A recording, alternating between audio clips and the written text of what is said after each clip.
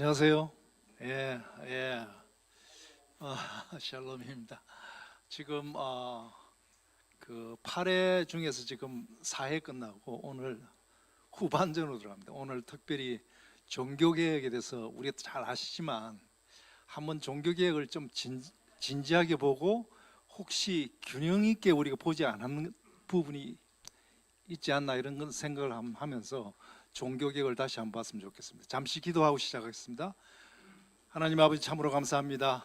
우리가 평신도가 본 교회사라는 제목으로 지금 8회에 걸쳐서 우리가 살펴보고 있습니다. 특별히 오늘은 종교개혁 시대의 배경과 그리고 종교개혁 때 이렇게 여러 분파로 나눠서 종교개혁이 이루어지는데 그 근본이 뭔지 다시 한번 살펴보고 우리가 혹시라도 우리가 종교개혁에 대해서 너무 균형되지 않은 그런 시각을 갖고 있는지 다시 한번 점검하면서 우리 지금 현재 상황을 다시 한번 조명하는 귀한 시간 될 수 있도록 도와주시옵소서. 감사드리며 우리 주 예수 그리스도 이름으로 기도드립니다. 아멘.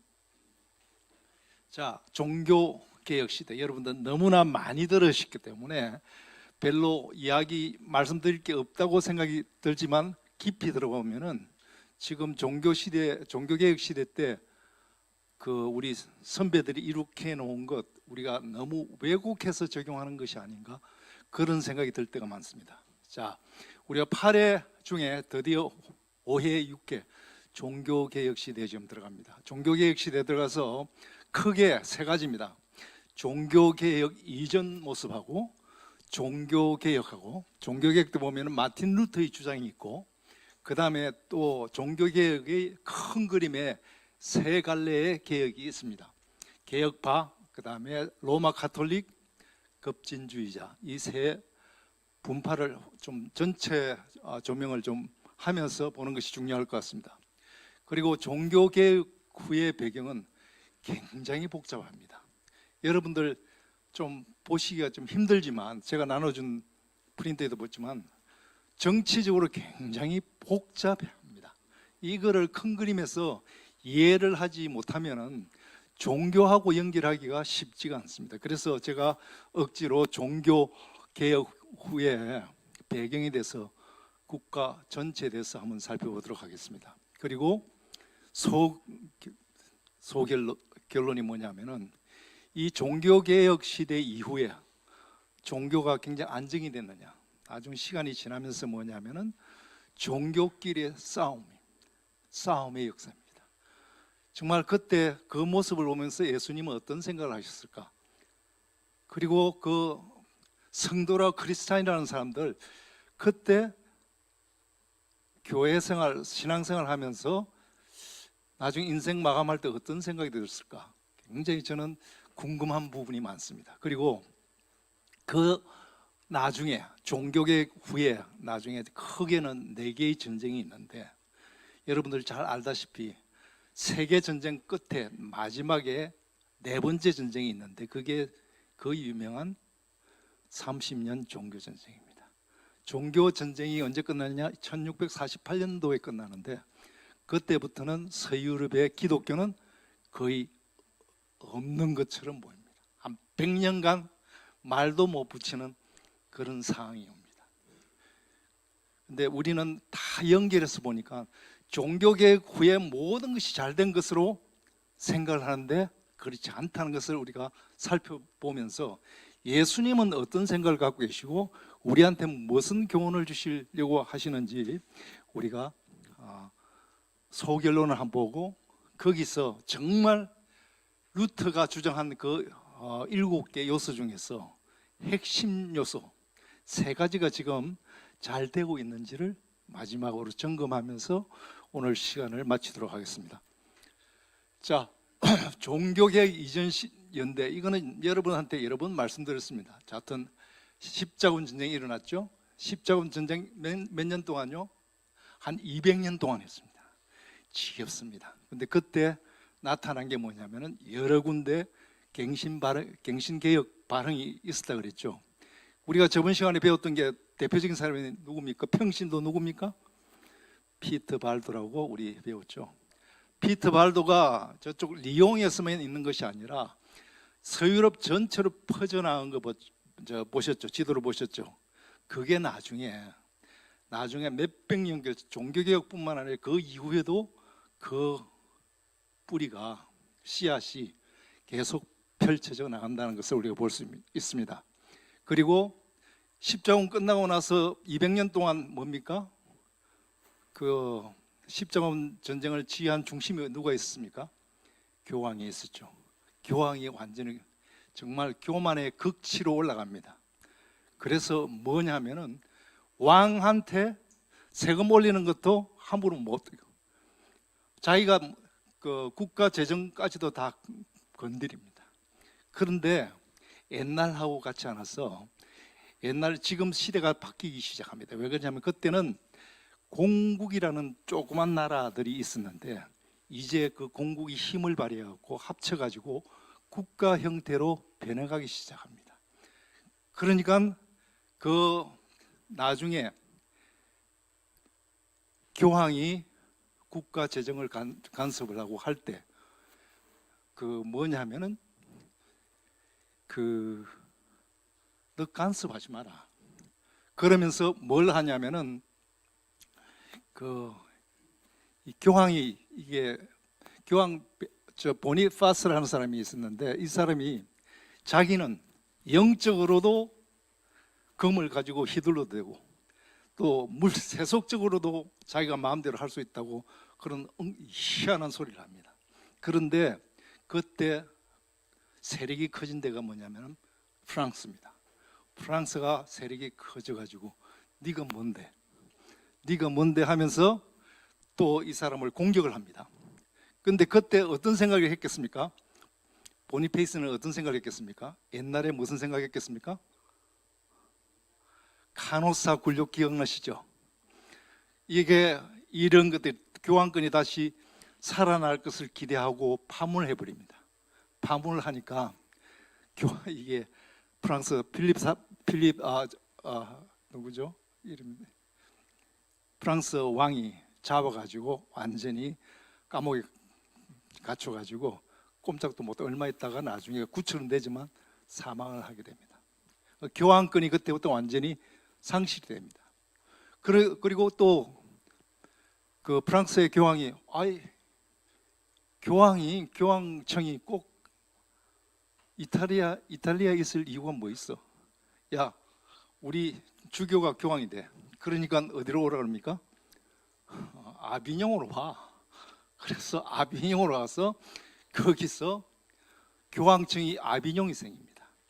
그래서 이걸 어떻게 이야기를 합니까? 아비뇽 유수라고 그럽니다. 왜 그럴까요?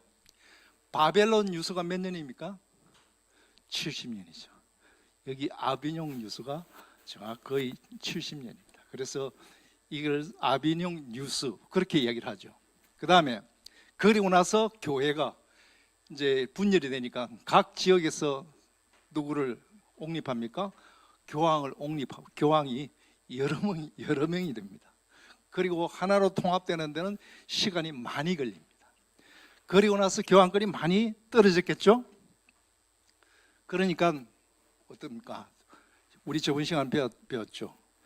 그 피터 발도 이후에 영국으로 개혁 동력이 넘어가서 그것은 누가 있죠? 위클립이라고 있죠. 존 위클립이었는데 존 위클립한테 가서 존 위클립 뭘 합니까? 영어 성경을 번역을 합니다. 그러니까 영어 성경을 자국어로 번역하니까 그쪽 영국 백성이 신이 났습니다. 그런데 위클립은 죽었지만 그 후에 위클립을 따르는 사람들, 이 롤라드라고 혹시 들어보셨습니까? 롤라드가 뭐냐면은 중얼거리는 자입니다. 성경 암송한다고 맨날 가면서 이렇게 중얼중얼 한다고 그래서 그 사람들이 롤라드라고 이름을 붙였답니다. 그만큼 이게 자국어 성경 번역이 엄청나게 힘을 발휘하는데 요즘 같은 성경이 힘을 발휘합니까? 전혀 성경이 힘을 발휘 못하죠. 어쨌든 간 그런 상태에 있었는데 이 존 위클립의 도전을 받아가지고 힘을 받아가지고 오른쪽 체코 공화국에 가면은 체코공화국 대학이 하나 있습니다. 체코공화국의 프라하 대학에 얀 후스라는 얀 후스가 위클립의 영향을 받아서 이 사람도 완전히 개혁을 시작하죠. 그런데 어떻습니까? 교황은 이 사람 잡아서 어떻게 죽이려고 하다 결국은 나중에 성공해서 이 사람을 죽입니다. 그 사람 죽이면 다 끝나는 게 아니라 그 사람 따르는 후스파들이 모라비안하고 보헤미아 주의에 쫙 깔렸습니다. 그런데 많은 사람이 죽었습니다만 몇 명 살아있거든. 그 씨가 계속 이게 살아납니다. 자, 그리고 또 옛날에 공국 중심으로 있었는데 이제 나라가 서서히 만들어집니다. 영국도 국가 모습을 형성이 되고 프랑스도 국가 형태로 됩니다. 그리고 나서 또 어디서 또 변화가 있느냐면 진짜 이거 하나님께서 타이밍을 기가 막히게 하신 것 같아요. 700년 동안 자기 나라에서 찍소리 못한 그런 국가가 있습니다. 어디입니까? 예? 예, 스페인이죠. 스페인에 거기에 여러 아라곤하고 가스티아라고 있었는데 그 두 개가 결혼하고 합병을 합니다. 그런데 다 통일이 됐냐? 못했습니다. 뭐가 남았습니까? 그라나다가 남았습니다. 여러분 저 가시는데 그라나다 안에 가장 큰 멋있는 게 뭐가 있습니까? 알함브라 궁전이 있죠. 예. 그래서 이제 그 탈환을 800년 가까이 돼서 드디어 이슬람에서 이제 기독교가 접수를 하게 됩니다. 접수를 하게 되니까 이제 국가들이 다 주변에 형성이 딱 됐죠. 그런데 1517년에 드디어 누가 나타납니까? 마틴 루터가 나타납니다. 이 타이밍을 쭉 보시면 놀랍습니다. 그리고 루터 사건 있자마자 2년 후에 누가 등장을 합니까? 칼 5세가 합스부르크 황제로 등장을 하게 됩니다. 조금 더 설명을 드리면 이게 조금 중요합니다. 왜 그러냐면은 아비뇽 유서는 아까도 말씀드린 대로 프랑스 황제 필립 4세가 이 보나페이스 8세하고 계속 대립을 하고 이제 필립 4세가 성직자한테 가세까지 하겠다고 합니다. 그래가지고 완전히 이제 상황이 바뀝니다. 그래서 아까 말씀드린 대로 필립 4세를 파문하려고 했는데 그걸 알아차리고 가서 감금해 버립니다. 그리고 나중에 구해졌지만 곧 죽습니다. 그리고 나서 아까도 말씀드린 대로 이게 자기 주교가 교황이 되고 나서 저쪽 로마로 갈 필요 없다. 아비뇽에서 드디어 교황청이 아비뇽에서 70년 동안 자리 잡게 됩니다. 자, 그리고 교황권의 대분이 일어나죠. 여기저기 아까 말씀드린 대로 여러 군데서 교황을 옹립해가지고 여기도 교황 있고 저기도 교황 있고 다 있습니다. 자, 그런데 이런 상황에서 가톨릭 교회 내부에서는 가만히 있었겠느냐? 그런데 저는 이제 크게 세 개가 있습니다. 거기에 평신도가 있습니다. 평신도는 뭐냐면은 참 놀랍습니다. 그 와중에 평신도는 뭐냐면은 싸울 힘이 없으니까 어떻게 합니까? 이 사람들은 이 처음 들어보셨는지 모르겠는데 디보티오 모르데나 모던 디보션입니다. 들어보셨습니까? 잘 못 들어보셨을 겁니다. 이 사람들이 뭘 만들었냐면은 공동생활 형제단을 설립했습니다. 여기는 뭐 파도 없고 아무것도 없습니다.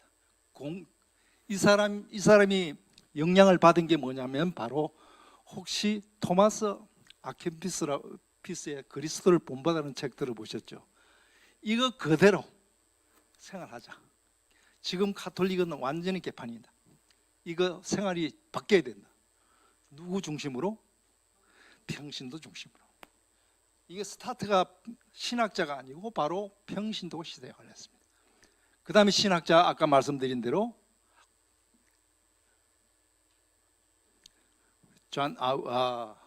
존 이클립인데 아까 좀 빠뜨린 게 뭐냐면은 디보티오 모르데나가 어디서 활동을 했냐면은 프랑스가 굉장히 핍박이 심하니까 저쪽 네덜란드 쪽으로 가가지고 거기서 활동을 해갖고 거기서 개혁적인 성향들이 굉장히 많았습니다. 나중에 어떻게 되겠습니까? 거기서 종교개혁하고 합해집니다. 그리고 또 다른 이제 신학자가 있죠. 아까 방금 말씀드린 존 위클립. 존 위클립은 정말 영어 성경 번역한 이게 엄청난 큰 반향을 일으킵니다. 그리고 요새 최근에 나온 영화가 새벽별이라는 영화가 나왔는데 이게 새벽별 그러면 예수님 이야기인데 여기서는 존 위클립 할 때는 항상 새벽별이라고 나옵니다. 예. 그 다음에 아까 제가 말씀드린 롤라드 성경 암송, 이 성경 암송이 엄청나게 파워가 있습니다. 그때는 굉장히 파워가 있었습니다. 그런데 또 이 존 위클립의 그 영향을 받은 얀 후스가 나중에 로마 교황청 이쪽에서 핍박을 받아서 나중에 불려가 가지고 화형에 처해집니다. 화형에 처해지면 끝날 줄 알았는데 거기서 따르던 사람이 엄청나게 많았습니다. 그런데 수많은 사람이 거기서 죽었습니다.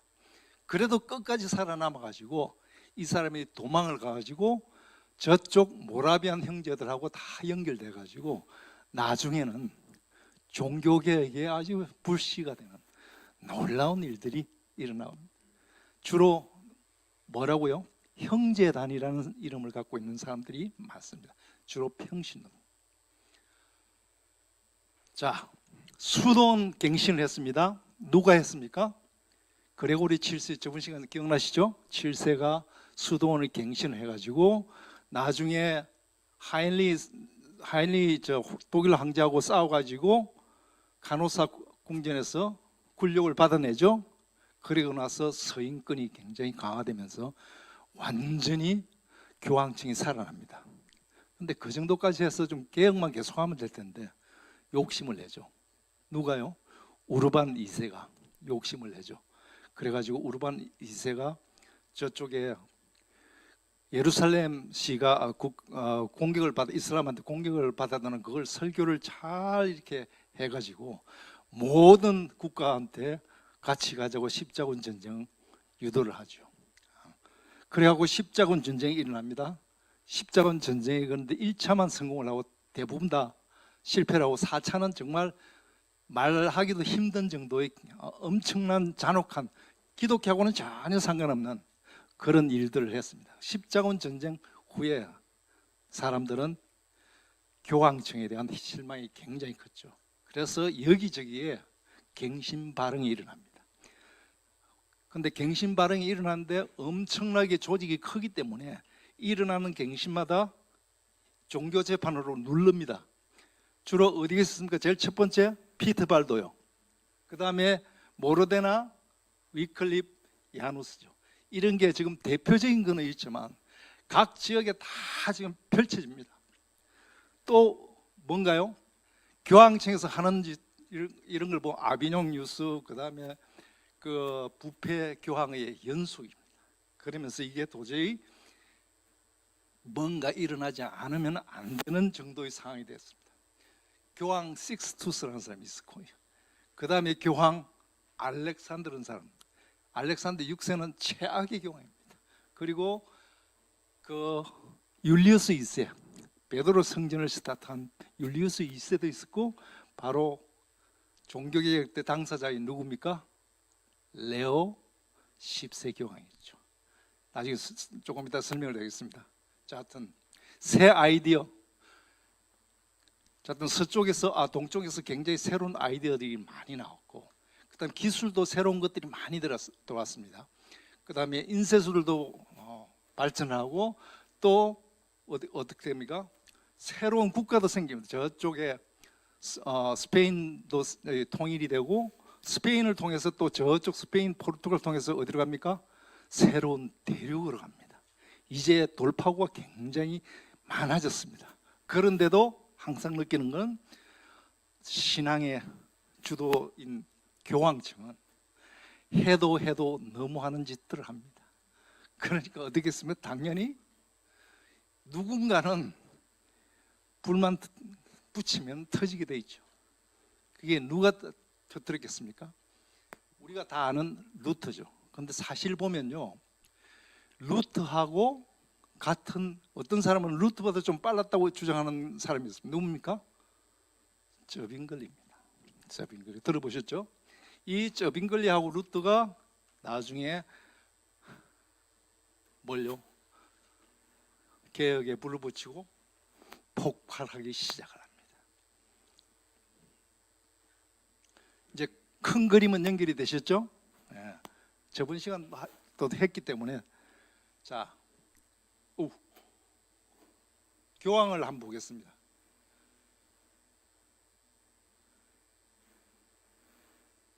아비뇽 유수에서 서방교회 분열이 되고 콘스탄스 공의에서 야누스가 죽었습니다. 그런데 교황 식스투스라는 사람은, 이 사람은 뭘 했냐? 대단합니다. 뭐 성직자한테 상속, 자식들한테 상속할 수 있도록 이렇게 하고, 교황 매춘도 아주 개판입니다. 이 정도면 괜찮아요. 그 다음 교황이 또 기가 막힙니다. 누구라고요? 알렉산더 6세입니다. 아마 여러분들 알렉산더 6세 치시면은 자하튼 세상의 모든 이상한 짓은 이 사람 다 합니다. 모든 짓을 다 합니다. 그런데도 그 자연사에서 죽습니다. 누가 죽이시는 거예요? 탐욕의 끝판왕입니다. 맞아. 자하튼 여러분들 한번 유튜브나 이런 데 보시면은 알렉산더 6세는 뭐 그냥 모든 거 다 있습니다. 뭐 건침부터 시작하고, 아이고 정말 지저분한 다 있습니다. 그리고 나중에 또 연결되는 겁니다. 나중에 율리우스 2세가 이제 뭡니까? 스페인이 신대륙 가서 뭘 갖고 옵니까? 돈 많죠. 그럼 스페인은 뭘 하겠습니까? 성당 건축 멋있게 하겠죠. 그런데 그 줄리우스가 이걸 딱 보면서 속이 불편했겠죠. 내가 교황인데 쟤들보다 큰 만들어야지 하죠. 성당을 만들어야죠. 그래서 그래서 스타트를 합니다. 근데 조금 있다가 이 사람은 죽고, 이때 누구를 불렀습니까? 율리우스 2세가 미켈란젤로를 불러가지고 작업을 받으러 가죠. 그런데 이 사람 때 굉장히 먹고 살기가 힘들었습니다. 근데 여기까지는 괜찮은데 그 다음에 또 등장하는 사람 누굽니까? 레오 10세입니다. 레오 10세는 어디 출신입니까? 메디치 가문이에요. 메디치 가문, 사치의 끝판왕입니다. 재정도 없는데 막 씁니다. 그러니까 돈이 모자라죠. 그러니까 돈이 모자라 가지고 뭔가를 돈을 좀 이렇게 거둬야 될 텐데 만만한 데가 없습니다. 자, 영국 국가가 됐습니다. 자, 그 다음에 프랑스 만만치 않죠.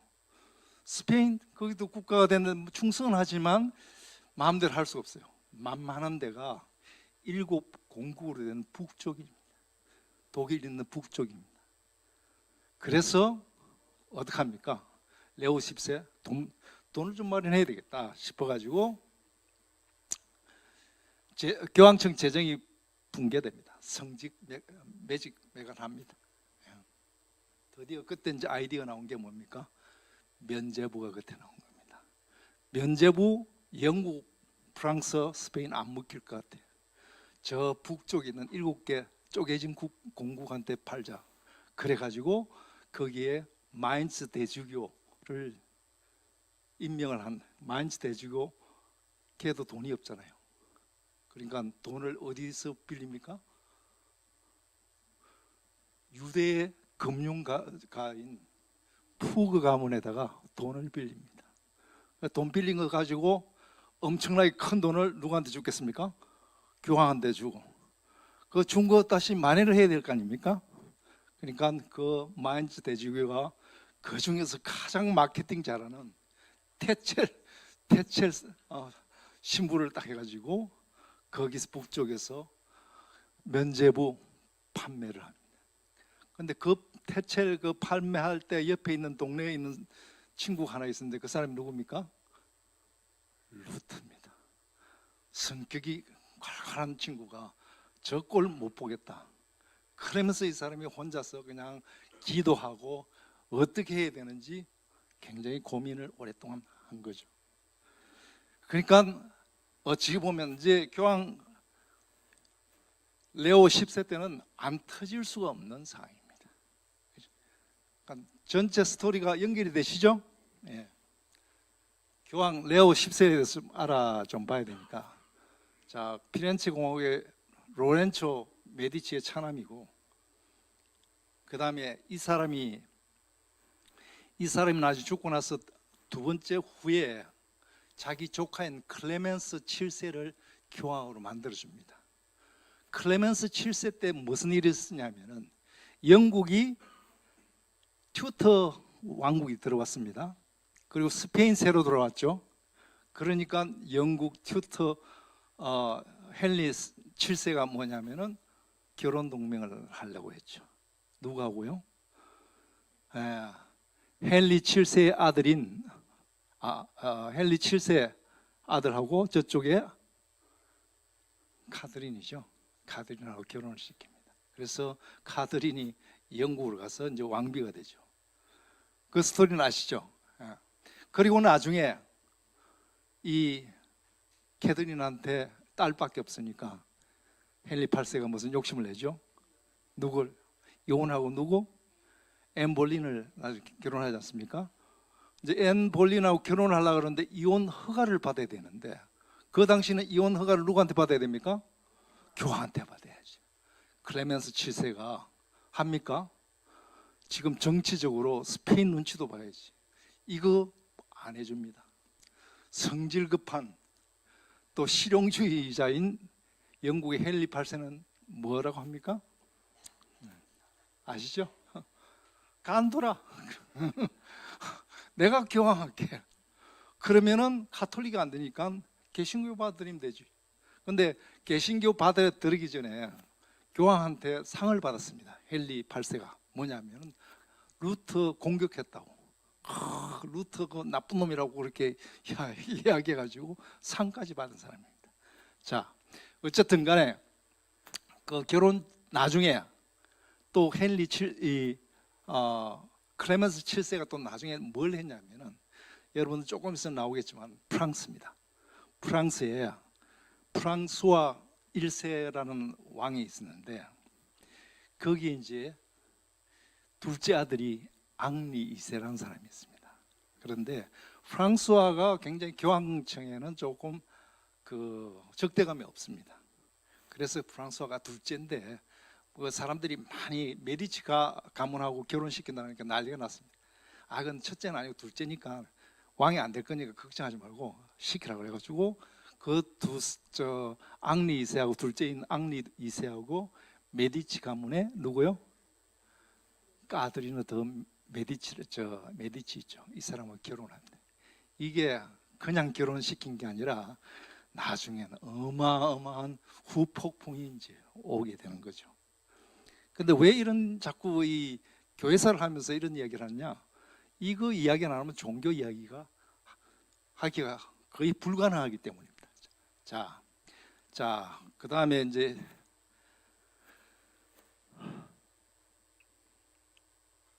그리고 나중에 뭘 하냐면은 교황 레오 10세가 지금 1517년도 루트가 선언을 했지 않습니까?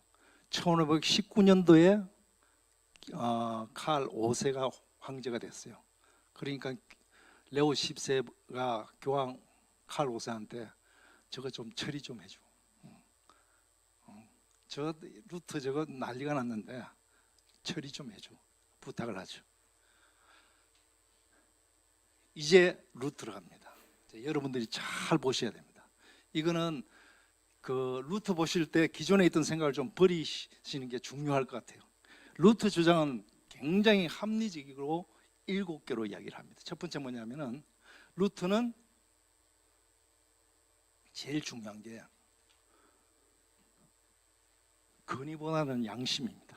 자기는 아무리 생각해도 태첼하는 거 저 마인츠 주교 레오 10세 하는 거 도저히 양심으로 도저히 내가 받아들일 수 없다. 이게 건의도 좋지만 이거는 내가 아닌 것은 아니라고 이야기를 해요. 두 번째, 중요합니다. 교회는 일체가 되어야죠. 예수님은 일체하라고 성경이 자꾸 이야기를 합니다. 그러나 진리가 없는 일체는 악이다는 거예요. 일치를 한다고 진리는 뭡니까? 예수님이죠. 예수님이 진정 없는 그런 일치는 아니라는 거죠. 그 다음에 전통보다는 성경이다. 성경이 모든 것을 답을 해준다. 그 다음에 뭐죠? 행위보다는 믿음. 이거는 많이 아시죠? 그죠? 그 다음에 성례보다는 은혜다. 그리고 교회보다는 예수님이다. 또 뭡니까? 성직자보다는 성도라고 이야기를 합니다. 우리가 루트 종교개혁 하면 5개 이야기하죠. 솔라 그러죠. 뭡니까? 솔라 성경, 또 뭡니까? 솔라 믿음, 솔라 은혜, 솔라 예수, 솔라 하나님 영광이죠. 그런데 여기서 이제 루트의 일생을 지금 볼 텐데, 권위보다 양심, 이거 굉장히 중요합니다. 이건 대대손손 이게 우리가 좀 지켜야 돼요. 일치보다 진리, 이걸 왜곡하는 사람들이 엄청나게 많죠.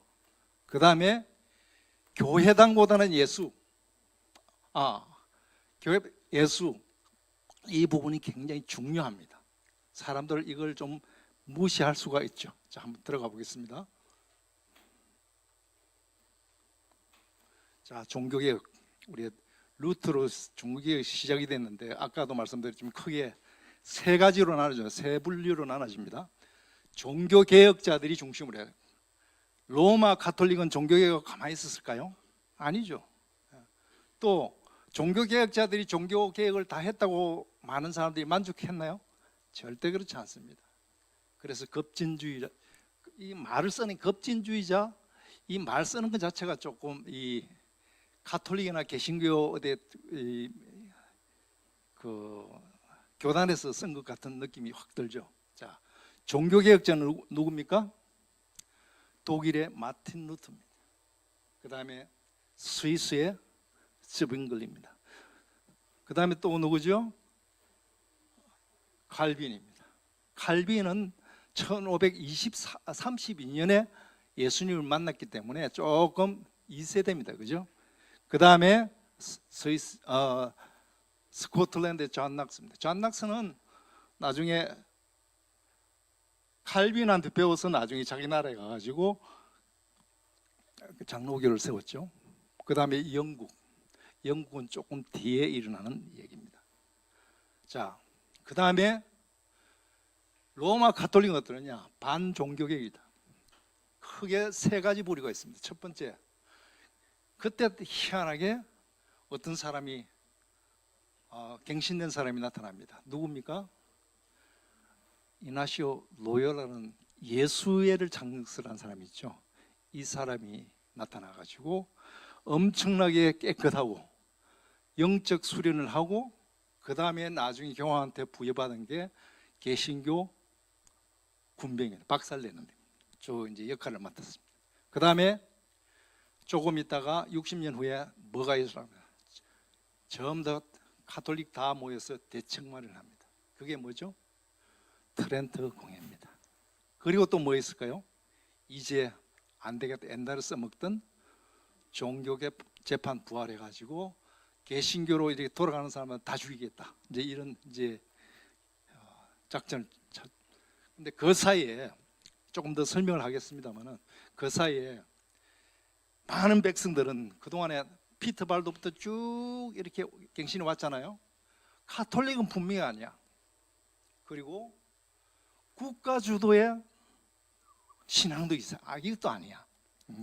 국가 주도가. 왜 국가 주도냐면 나중에 작센에서 루터가 작센을 얻고 움직인 게 많거든요. 자, 그 다음에 온건제세례파라고 나오는데 무슨 얘기냐면은 정말 성경을 제대로 믿으면은 내가 진정으로 예수님 앞에 고백해야 그게 진정한 믿음이지, 어렸을 때 유아세례 받았다고 영원히 구원을 받는다? 그건 난센스다. 그래서 제세례파가 등장을 했는데 대부분 다 온건파입니다. 온건파인데 이 온건파를 누가 박살을 냈냐 하면은 가톨릭은 당연히죠. 개신교는 박살 안 냈겠습니까? 개신교도 이 사람들 엄청나게 핍박을 했다는 겁니다. 자, 그 다음에 물론 여기서 급진파가 있습니다. 급진파는 나중에 죽기는 하지만 급진파가 없었다는 건 아닙니다. 급진파는 있었습니다. 그렇지만 이 흐름이, 세례파 흐름이 어디에 영향을 미쳤을까요? 미국으로 갑니다. 미국이 종교국가입니까?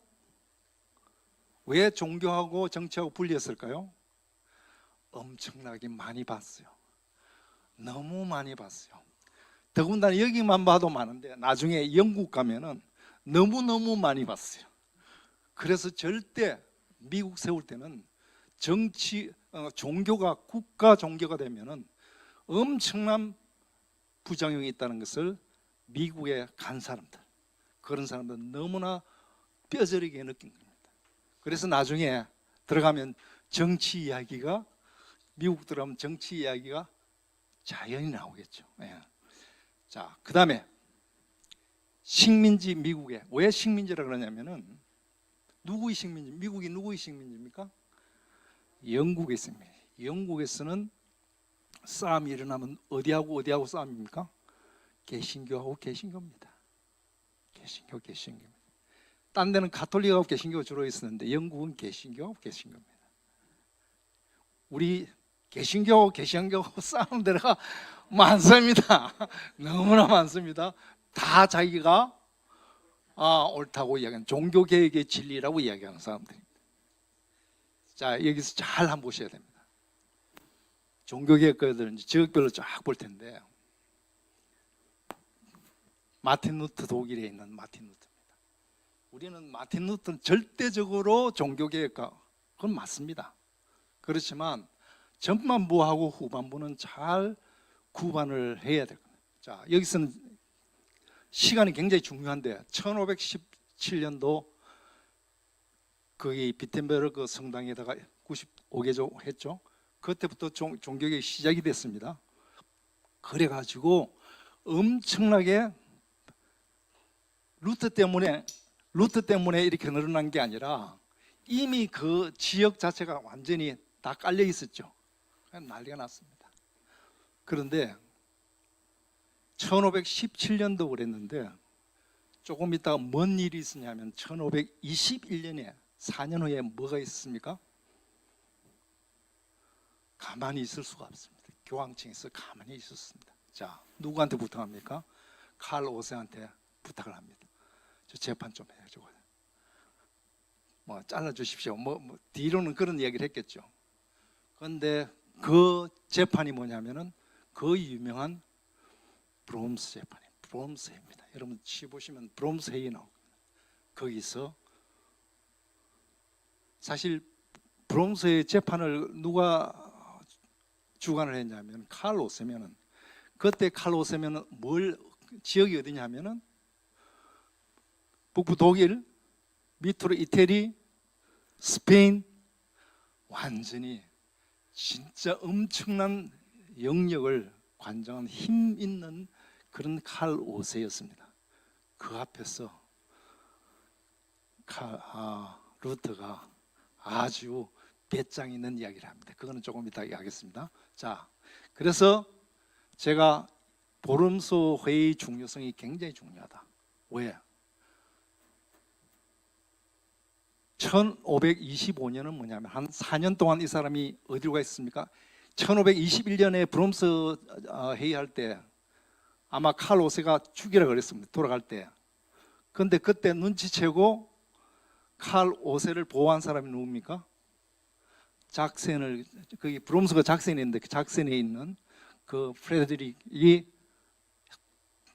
빼돌렸죠. 어디로? 자기 궁전에다 저쪽 멀리 있는 별장에 가지고 거기서 뭐 했습니까? 4년 동안 독일어 성경 번역을 했습니다. 그때까지는 좀 문제가 없었습니다. 자, 그렇게 생각하면 보십시오. 그 루트가 자기가 살아난 이거는 누구 때문에 살았다고 생각합니까? 작센 공국 때문에 살았다 그러죠. 자, 근데 이제 돌아옵니다. 돌아오는데 그쪽 북쪽에 있는 백성들 한번 보십시오. 그때는 뭐 먹고 살기가 굉장히 힘들었습니다. 근데 종교가 이렇게 자유화된다 그러니까 얼마나 그 기뻤겠습니까? 그래갖고 그쪽 사람들이 이렇게 뭐 좀 너무 요구를 많이 하니까 작센 위에 있는 사람들은 이 사람들을 탄압하기 시작했습니다. 엄청나게 탄압을 하게 되죠. 그래서 그때 무슨 농민이 들고 일어납니다.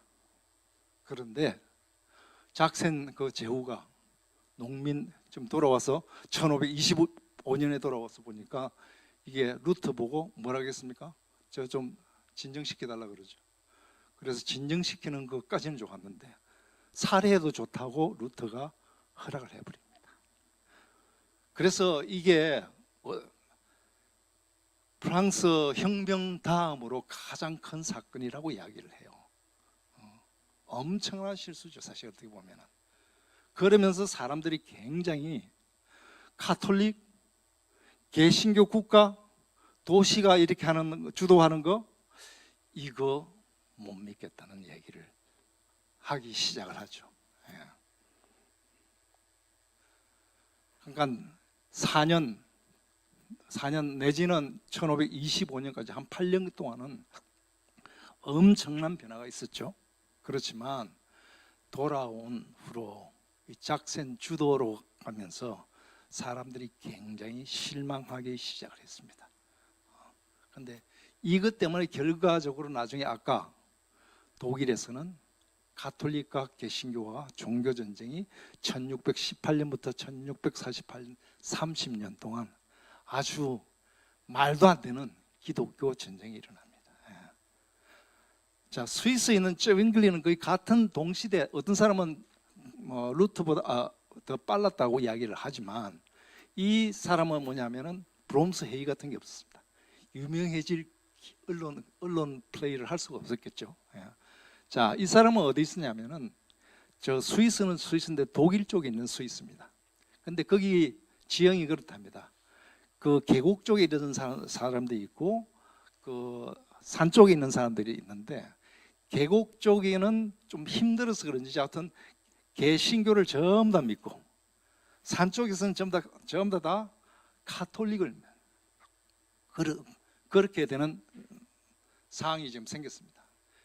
이 계곡 쪽에는 국가 백성 전체가 개신교고 산 쪽에 있는 데는 전부 다 카톨릭입니다. 이게 좀 난세스죠. 근데 첫 번째 루터하고 쩌빙글레는 한 만납니다. 싸웁니다. 뭐 갖고 싸웁니까?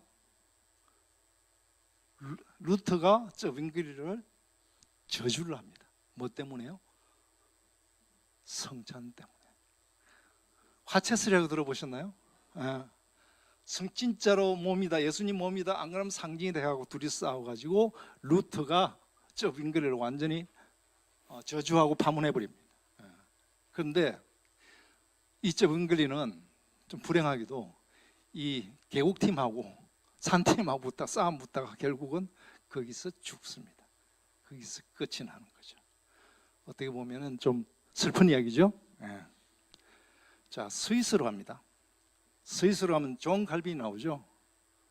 존 칼빈 처음에 프랑스에서 기독교 강요를 쓰고 자기 친구 가까운 사람한테 뭐 이렇게 정치에 참여하는 친구한테 연설문을 써줘가지고 이 사람이 어떻게 잘못되가 잠시 프랑스의 감옥에 있었답니다.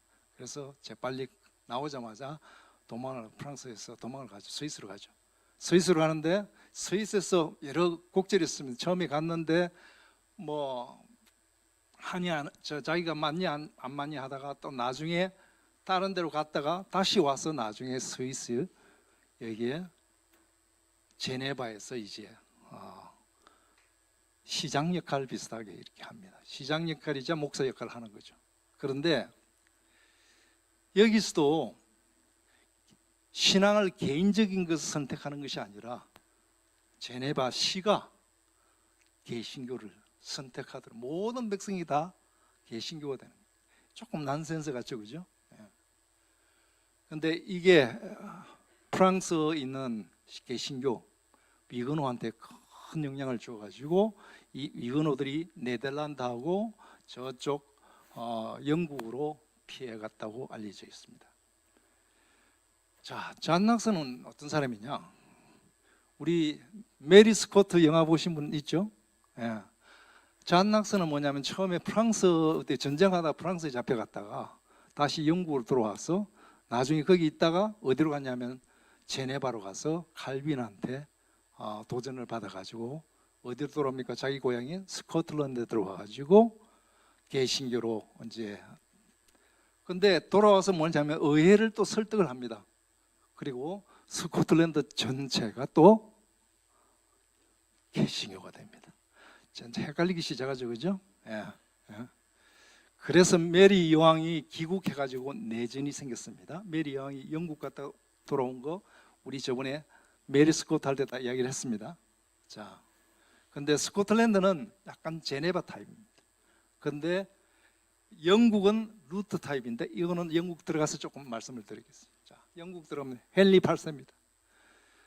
헨리 8세 아까 말씀드렸지 이 사람은 이 종교에 별로 관심이 없습니다. 오로지 자기 정치입니다. 자기 아들 만들려고 애를 쓰다가 나중에 이 부분은 좀 다음 시간에 조금 더 깊이 이야기를 할 겁니다. 자, 결국은 여기는 뭐냐면 국가 종교를 인정을 안 하고 나중에 명예행위라는 게 있죠. 개신교하고 계속 싸웁니다. 크로멜이라고 들어보셨죠? 크로멜이 엄청나게 청교도 정신을 갖고 했는데 아일랜드 사람들 살인하고 아주 악명이 높습니다. 청교도가 그렇게 썩 좋은 일을 한 특히 크로멜은 자기가 전체로 정치적으로 굉장히 성공을 했을지 모르지만 종교적으로는 굉장히 힘든 쭉 보시면요 전부 다 국가 주도입니다. 국가 주도든지 시 주도든지 개인이 선택할 수 있는 게 없었습니다. 종교 이게 굉장히 우리가 아는 거하고 좀 많이 틀리죠. 근데 우리는 잘 생각해야 됩니다. 지금도 어찌 보면은 우리가 어디 있는지 모르지만 여기에 어디 뭐 국가가 됐든 시가 됐든 교단이 됐든 어디게 됐든 거기에 우리 그냥 무조건 따라간 사람이 아닌지 한번 점검해 볼 필요가 있다는 생각이 듭니다. 자, 로마 가톨릭은 어떨까요? 로마 가톨릭은 반종교인지 루트가 지금 해서 완전히 펼쳐지고 있으니까 60년 동안 정신없이 그냥 하다가 확산이 엄청나게 많이 됐어요. 안 되겠다. 근데 마침 아까 말씀드린 대로 이나시오 로열라가 예수회를 세워가지고 그 개신교를 저지하는 군대 비슷하게 그렇게 행했고 그 다음에 또 어디냐면은 이 사람들이 그쪽 가톨릭은 그동안에 선교를 전혀 안 했습니다. 그리고 자기 친구인 가비엘을 통해서 선교를 시작합니다. 저쪽 인도부터 시작하시고 그 다음에 일본까지. 일본 이야기하면 하비에르 이야기 많이 들으셨을 겁니다. 거기 선교사로 갔습니다. 예. 자, 그 다음에 트렌트 공회 아까 말씀드렸죠. 트렌트 공회 이제 가톨릭 믿는 사람들이 이렇게 모여가지고 대책을 마련하자. 얼마나 했냐? 18년간 25번을 회의를 했답니다. 이게 뭐냐면은 뻔한 결론이겠죠, 그죠? 회의하고 우리 회의하기 전에 뻔한 결론을 아는 사람들이 많죠. 그거 조심해야 됩니다, 그죠? 회의할 필요 있습니까? 예. 자, 교황 절대권이 하나만 하죠. 또 뭐라 합니까? 성례가 7개 있는데 우리 개신교는 2개만 하지 않습니까? 성찬하고 세례 2개만 하죠. 저쪽은 7개 그대로 합니다. 뭐 전혀 상관 안 합니다. 또 연옥 인정 그대로 합니다. 면죄부 그렇게 당하고도 또 합니다. 그 다음에 전통 엄청나게 중시 여깁니다. 외경도 성경의 66권 플러스 알파 플러스 외경까지도 다 자기들이 읽어야 된다고 이야기를 합니다. 근데 이게 1963년도 가면은 가톨릭이 모여갖고 진짜 엄청난 수정을 하게 됩니다. 근데 우리는 그걸 갖다가 무조건 그러니까 반대만 할 것이 아니라 63년 제2차 바티칸 공의에서 가톨릭이 이룩한 거 그거는 좀 우리가 인정을 좀 해줄 이런 이야기 하면 될는지 모르겠습니다. 어쨌든 간에 그 다음에 종교 재판이 이제 부활이 됩니다. 이게 저 어떤 힘으로 다스려야 못한다 싶어가지고 엄청나게 개신교 확장하는데 효과적이었습니다. 그 다음에 이제 잘 한번 보셔야 될 게 이제 아까도 얘기했지만 국가주도 도시주도 그런 데밖에 없으면 우리 진짜 제대로 믿고 싶은 사람은 어디로 가야 되느냐. 그게 제목은 급진주의자라고 그랬지만 급진주의가 아니라 진짜 초대교회의 모습이라는 게 제 생각입니다. 자, 급진주의가 아니라 가톨릭도 아닙니다. 그 다음에 국가주도 종교개혁도 그것도 계획이 아니야. 이게 자유주의, 자기가 마음대로 좀 선택할 수 있어야지. 이게 기존에 있던 사람들, 조직들 가지고 자꾸 강요하는 것, 이거 잘못된 거야. 종교 강요를 해서는 안 되고 자발적이고 평화주의자가 되고 또 전쟁을 하면 안 된다. 이 사람들은 초대교회 그대로의 모습을 실천하고자 했습니다. 그래서 이 사람들이 온건한 제세례파라고 그러고 형제들이라고, 형제단들, 형제들 이렇게 이야기 부릅니다. 왜? 어디 뭐가 없으니까 성도들 모임이니까 형제단이죠. 그런 형태로 여겨져 있습니다. 그렇게 아까도 말씀드렸지만 가톨릭은 당연히 핍박을 하고 개신교에서도 엄청 핍박을 합니다. 많이 핍박을 합니다. 쩌빙글리하고 심지어 깔뱅도 핍박을 합니다. 깔뱅 핍박, 그거는 조금 이따 하고 영국에 가면 이제 영국은 나중에 성공이 되고 나서 개신교가 계속 우세하지 않습니까? 근데 엘리자베스 때 보면은 엘리자베스도 국가 차원에서 영국 국교 쪽에서 안정을 찾으려고 종교하고는 관심이 없습니다. 근데 영국 거기 내에서는 영국 성공회가 크게 세 가지가 있습니다. 고교회, 광교회, 저교회 있습니다. 저교회는 거기 있으면서 좀 갱신하자고 하던 거죠. 근데 저교회에 있던 사람들도 나중에 다음 시간에 이야기를 하겠지만 구제불능이거든. 이 있어서는 안 돼. 나가야 돼. 그래서 분리주의자, 독립주의자 이런 사람들이 생겨가지고 나중에 거기서 어디로 가느냐? 네덜란드로 가죠. 네덜란드로 갔는데 교육 문제, 그 다음에 여러 가지 그쪽에 네덜란드의 이게 윤리 문제 이런 것 때문에 더 있기 힘들어서 다시 영국으로 갔다가 영국에서 안 된다 그래서 이제 선택을 하자 해가지고 간 사람이 누굽니까? 메이플라우드 한 사람들이죠. 예. 자, 그때 분리자들이 있습니다. 분리자들은 국가가 뭔가를 강요를 해서는 안 된다. 자, 원래는 이제 스위스 찌리 형제들이 이제 제세례파인데 세베르투스라고 들어보셨습니까? 칼빈이 제네바 정치할 때 세베르투스 화형시켰다고 굉장히 공격을 하는데 그거는 아닌 것 같습니다. 그쵸? 세베르투스 화형당할 때는 그때 그 칼빈이 그 지역에 없었다고 합니다. 근데 이 제세례파의 펠릭스 만츠라는 사람이 나중에 개신교에서 핍박을 해갖고 익사가 되어 죽습니다.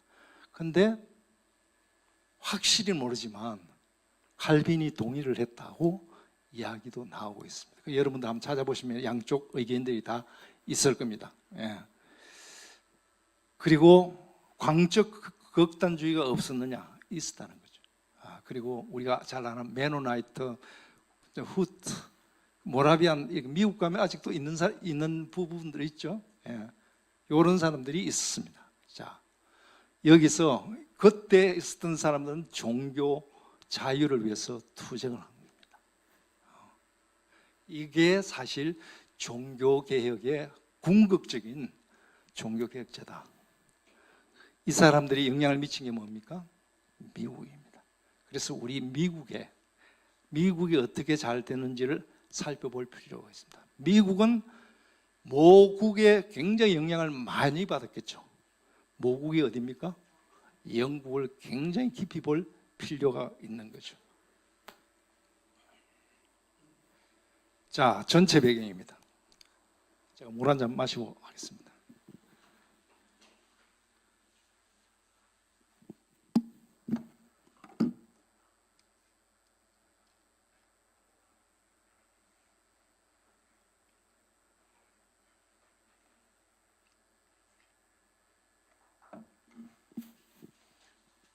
어디 이해가 잘 되시죠? 예. 이제부터는 약간 이제 세계사하고 종교가 같이 들어갑니다. 자, 칼 오세가 있습니다. 그 당시에 칼 오세가 그 지역을 꽉 잡고 있습니다. 합스부르크 큰 제국이 있습니다. 거기에 교황이 누구냐면 그 당시에 레오 10세입니다. 그때 등장한 인물이 바로 루트입니다. 그죠? 루트 때 일어나가지고 드디어 종교개혁이 시작이 됩니다. 그런데 이렇게 큰 칼 5세가 어디서 나오냐? 신성로마 제국이라고. 사실 합스부르크는 조금 별 볼 일 없던 그런 나라였습니다. 스위스의 조그만 그 남작령 정도 되는 그런 작은 거였는데, 여기서 자튼 기술들이 좋죠. 뭘 합니까? 결혼을 자튼 괜찮은데 결혼을 혼인을 잘 해가지고 지금 영역을 더 넓혀. 그 동네에서만 그런 게 아니라 나중에 그렇게 잘하고 이 처음에 칼 5세의 할아버지인 맥시밀리안 1세라고 있습니다. 이 사람이 잘생겼는가 봐요. 그런데 부르곤이라고 저 프랑스 북부에 있는 데가 있는데 굉장히 비옥한 땅이고 굉장히 탐을 내는 지역인데, 프랑스 그 옆에 있는 프랑스 왕 이제 공국이 있으니까, 이 부르곤이 공국이 있으니까 그 공국이 굉장히 확장도 하고 파하고 있었어요. 근데 아버지가 죽어버렸어요. 근데 아들이 없어. 아들이 없어가지고 이 딸밖에 없는데, 딸밖에 없으니까 프랑스에 있는 자기 샤를 누군가 해가지고 자기 아들 10몇 살짜리를 그쪽 딸하고 결혼을 시키려고 합니다. 안 하려고 그러니까 들어가서 감옥에 집어넣어버렸습니다. 그런데 편지를 씁니다. 맥스밀리안 1세한테 편지를, 나 좀 구해줘. 그 이야기를 조금 이따가 하겠습니다. 자, 그래서 부르고뉴를 이렇게 자기 걸로 만듭니다. 그리고 또 주변을 탁 새로 떠오른 세력이 있습니다. 어디입니까? 스페인입니다. 그럼 스페인 그 맥스밀리안 아들이 굉장히 미남이었답니다. 저 엄마 때문에 그런지 모르겠습니다. 엄마가 굉장히 미연했답니다. 그래서 그 맥스밀리안 1세가 자기 아들하고 스페인 공주하고 결혼을 시킵니다. 그러니까 땅이 어떻게 돼요? 와, 엄청나죠. 엄청납니다. 거기에 프랑스가 있고 그 또 위에 또 영국이 있죠. 자, 이렇게 하면은 간단하게 끝날 텐데 이걸 조금 아쉽잖아요. 그래서 하나씩 보도록 하겠습니다. 하나 빠졌네. 스코틀랜드가 있죠. 스코틀랜드는 뭐냐면은 영국하고 프랑스에 끼어가지고 여기 붙었다가 저기 붙었다가 이게 힘이 약하니까 한 번은 여기 갔다가 한 번은 여기 갔다가 계속 왔다 갔다 합니다. 자, 그래서 우리가 이게 하나씩 볼 필요가 있고, 종교와 관련해서 볼 필요가 있죠. 처음에 신성 로마 제국이 어떻게 형성됐는지, 그 다음에 부르고뉴가 어떻게 합병이 됐는지, 그 다음에 스페인 이사벨 딸 어떻게 결혼을 했는지, 그렇게, 그리고 나서 나중에 프랑스는 어떤 상황이고 영국은 어떤 상황인지 이렇게 봐야 됩니다. 근데 이게 제가 나눠드린, 그런데 여기서 우리 나중에 다음 시간에 이야기할 뭐가 일어나냐면은 전쟁이 일어납니다. 종교 전쟁이 일어납니다.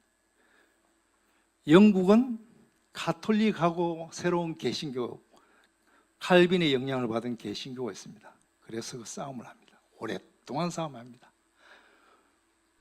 바들레뮤 학살이라는 거 들어보셨죠? 그때 뭐 파리하고 그쪽에 엄청나게 피바다가 되었다는 그 이야기, 그거는 조금 다시 더 이야기하겠습니다만, 자, 영국은 나중에 뭐 있습니까? 개신교끼리 싸움을 해가고 내전이 일어납니다.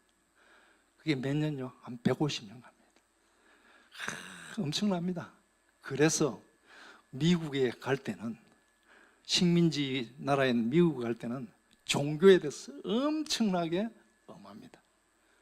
스페인은 어떻습니까? 아까도 칼 5세가 저쪽 부르고뉴부터 시작해가지고 저 밑에까지 있으니까 이제 북쪽에 있는 관리가 힘들지 않습니까? 너무 그리워. 거기서 종교도 네덜란드 쪽은 무슨 종교겠습니까? 개신교죠.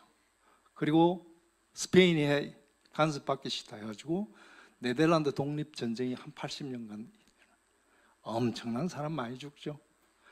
그런데 요거 전부 다 해가지고 나중에 1618년도 가면은 뭐가 일어나냐면은 서유럽 전부 다 여기부터 저기부터 해가지고 가톨릭 국가 그룹하고 개신교 국가 그룹하고 싸움을 합니다.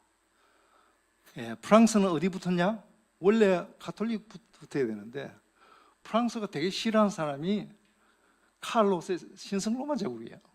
그러니까 어디 붙었겠습니까? 개신교 붙었습니다. 그래가지고 거기서 30년 동안 전쟁을 하는데 독일에 있는 남자가 거의 뭐 한 반 정도는 다, 그러니까 독일에서 신학이 발전 안 할 수 없고 자유신학이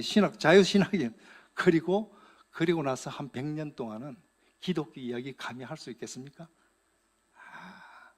그래서 그때 뭐가 많이 일어난 거예요. 뭐 자유주의, 인문주의 뭐 등등등등 굉장히 많이 일어나는 겁니다.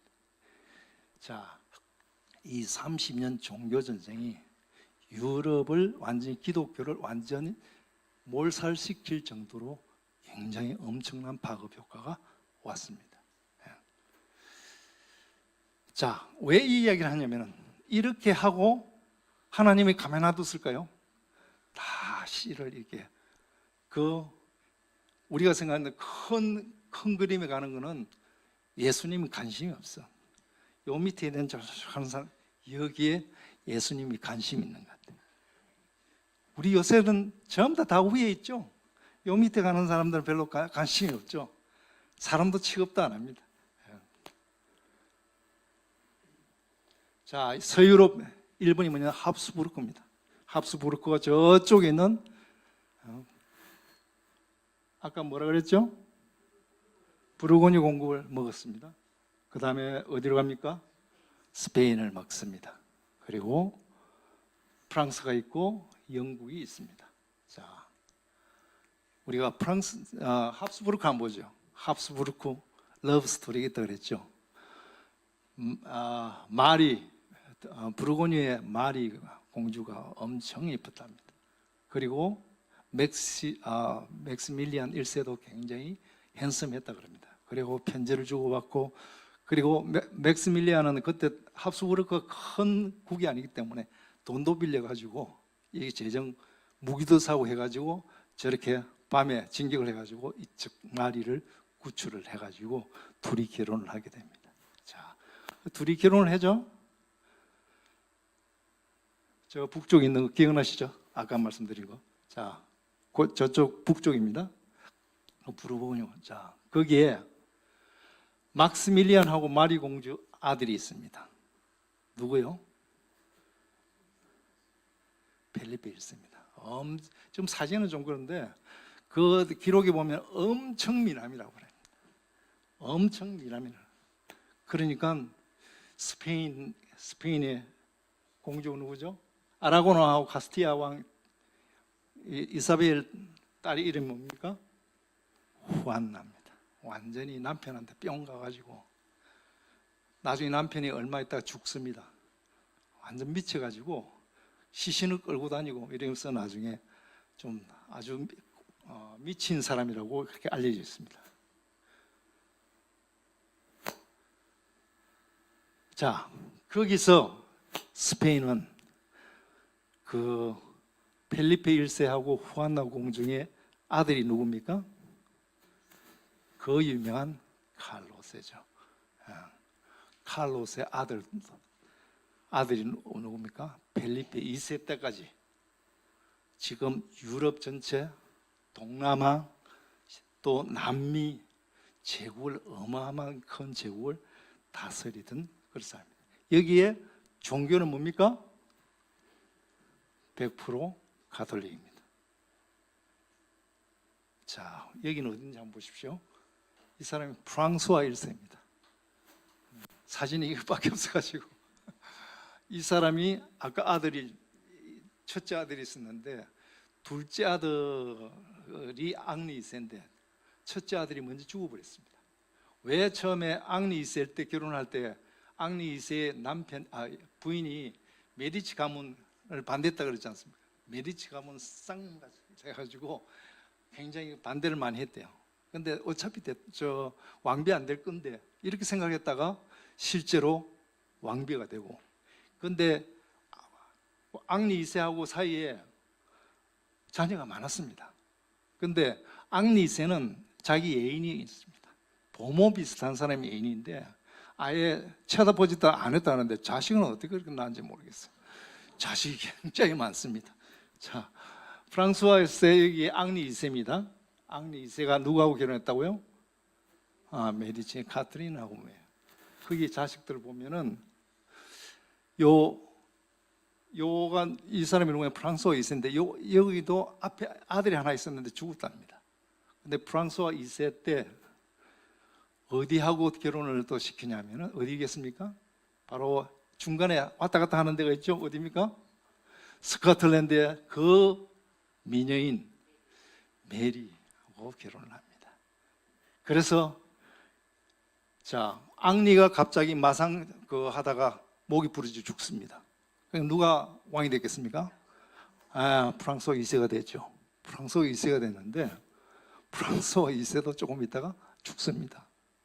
그러니까 그 스코트 메리의 시어머니가 누굽니까?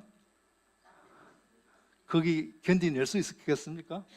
그래서 어디로 갔습니까? 자기 고향인 스코틀랜드로 간 거죠. 자, 둘째 아들인 샤를 9세입니다. 샤를 9세는 메디치는 그동안에 앙리한테 엄청나게 구박받고 자기 애인 있는 것을 그냥 인정을 하고 그렇게 살았거든요. 하늘 품고 살았어요. 그리고 앙리 죽고 난 다음에 맨날 까만 옷 입고 다닌다고 해서 블랙 뭐 어쩌고 저쩌고 그렇게 불립니다. 자, 샤를 9세는 어떻겠습니까? 누가 완전히 섭정을 누가 했겠습니까? 엄마가 했죠. 이 사람은 샤를 9세가 근데 여기도 얼마 되지 않아 또 죽어버립니다. 그 다음에 또 앙리 3세가 또 있습니다. 이 사람도 조금 있다가 죽습니다. 남은 게 누구냐? 마지막 딸 하나밖에 없습니다. 그 딸이 이름이 뭘까요? 마그리트 또는 마고 여왕이라고 영화 나왔죠? 근데 이 여자가 정말 스토리가 많은 게, 이 여자 이 막내의 딸이죠. 이게 카트리나가 굉장히 곤욕이 치른 게 프랑스의 가톨릭하고 개신교 위근하고 엄청나게 갈등을 했어요. 그러니까 어떻게든지 이게 자기 딸밖에 없으니까 이제 왕조가 끝나지 않습니까? 어떻게 하든지 연결하려고 저쪽에 있는 나바르 왕국에, 그것도 프랑스의 그 나바르 공국이라고 그러죠. 거기에 있는 앙리 4세를 결혼을 시키려고 합니다. 앙리 4세를 결혼을 시키려고 합니다. 그런데 이 결혼식에 사건이 터진 게 있죠. 뭡니까? 이게 바돌레묘 있죠. 바돌레묘 축제일에 파리에서 살육이 일어났는데 엄청났답니다. 엄청났답니다. 이게 소위 말하는 위그노 대학살입니다.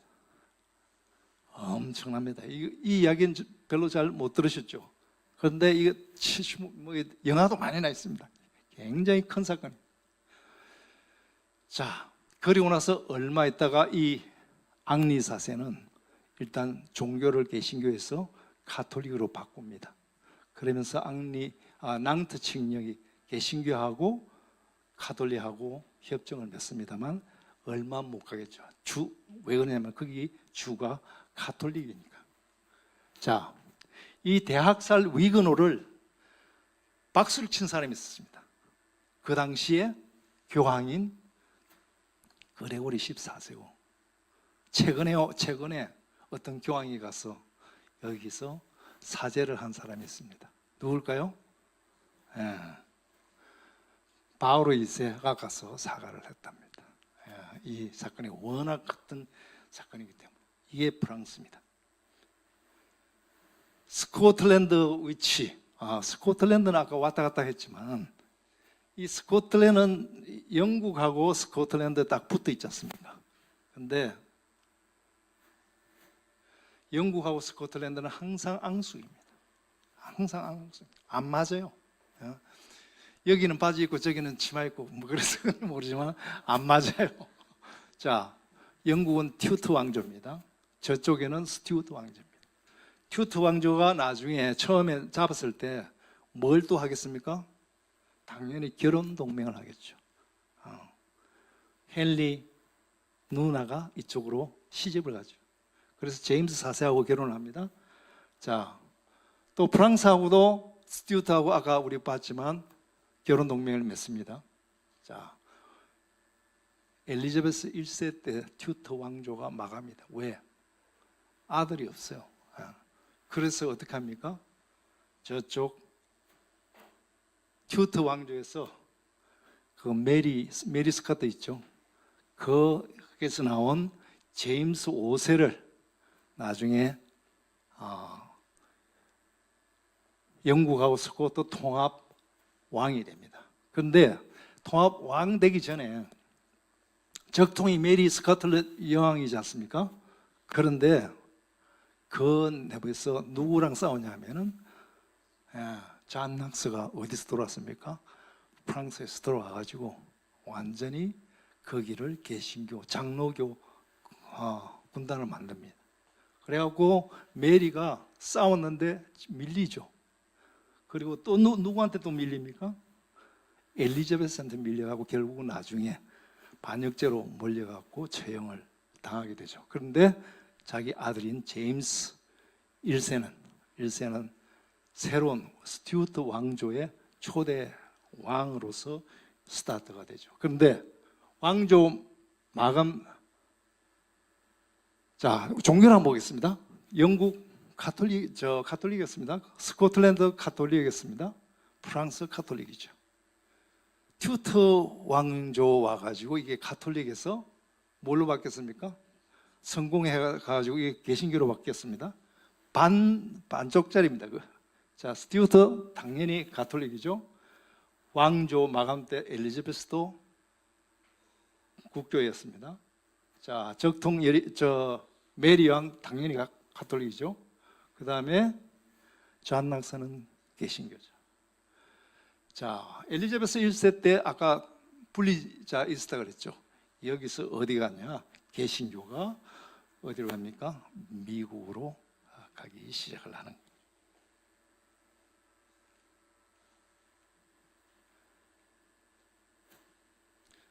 자, 우리 쭉 보시면은 협력 없는 갈등들이 굉장히 많죠. 다 십자가 보혈 깃대되고 뭐라 그럽니까? 예수님 이름입니다. 다. 이쪽도 예수님으로 십자가 이야기합니다. 그런데 내용을 보면은 분쟁하고 분열하고 전쟁합니다. 심지어는 전쟁을 합니다. 이게 악순환입니다. 악순환입니다. 자, 위건어 전쟁이 있었죠? 영국 내전이 있었죠? 그 다음에 네덜란드 독립전쟁이 있었죠? 이거는 좀 깊이 들어갈 겁니다. 다음 시간에. 그 다음에 나중에 30년 종교전쟁이 있었습니다. 자, 이걸 쭉 보고 계신 분이 누굽니까? 뭐라고 이야기를 하시겠습니까? 참, 예수님 제가 사진을 찾을 때 무표정한 눈빛, 그게 확 꽂혀요. 혹시 지금은 아닌가요? 자, 근데 제가 이제 말씀드리고 싶은 오늘 결론입니다. 우리 종교개혁을 잘 한번 살펴보면은 우리 5개의 솔라 이야기를 했습니다. 너무나 많이 듣던 겁니다. 근데 그거하고 관련해서 나머지 3개를 잘 보시면은 뭐라고 그럽니까? 양심보다 권위만 찾으면은 권위가 필요할 때 있겠죠. 또 예수님보다도 예배당도 필요할 때가 있겠죠. 그 다음에 진리보다는 일치만 강조하는 것. 이게 모든 게 해결이 될까요? 만일에 우리가 권위만 강조하고 예배당만 강조하고 일치만 강조한다고 예수님이 좋아하시는 그런 방향일까요? 각자가 생각해 볼 필요가 있습니다. 어디든지 이게 해결이 안 되면 공동체 갈등은 있기 마련입니다. 제가 그래서 브롬스 회의 때 감히 칼 5세 앞에서 처음에 초심을 잃지 않고 그 루트가 말한 당당하게 이야기한 것을 우리가 같이 한번 좀 읽었으면 좋겠습니다. 제가 영어로 한번 좀 쓸데없이 한번 하겠습니다. Here I stand. 자, 여기서 봅니다. 자, 여기 내가 있습니다. 자, 다시요. 여기 내가 서 있습니다. So I can do no other. 나는 다른 것을 할 수 없습니다. So help me God. 하나님이여 나를 도와주소서. 아멘. 한 번 더 오른쪽만 보겠습니다. 여기 내가 아니고 우리라고 하면 대해가지고 한번 했으면 좋겠습니다. 여기 우리가 서 있습니다. 우리는 다른 것을 할 수 없습니다. 하나님이여 우리를 도와주소서. 아멘. 오늘 여기까지만 하고 질문 받겠습니다. 감사합니다.